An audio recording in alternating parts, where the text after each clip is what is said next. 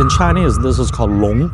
It is a combination of many different animals. It has a body of a snake, and a scale of the fish, and a claw of an eagle, and the antler of a deer, the nose of an ox, the eyes of a shrimp, and the mouth of a dog, and the barbels of a catfish, and the mane of a male lion over its neck, and sometimes it has a tail of a koi fish.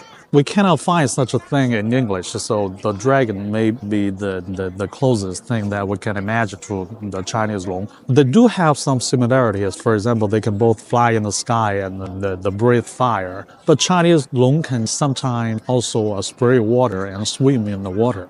Besides this similarity, there's nothing else in common. The Chinese long likes to mate with different animals, so there is a big family. It has a lot of children. Each one of his children has a head of a long and the body of a different animal, like this one is a turtle. Each different son of the Chinese long, they have a different ability. So they were put at different part of the Chinese building, serving different functions. So for example, this one, it is said that this turtle can carry the very heavy load. So they were always put at the bottom of a monument, a smaller monument. We call that stele. The people can write things on it to memorize somebody. At the emperor's tomb, you can find a lot of stele like that. I can tell you a very interesting thing. Well, last year, I took a tour to Spain. In Barcelona, there is a very famous cathedral called the Sagrada Familia. Very famous, very beautiful cathedral.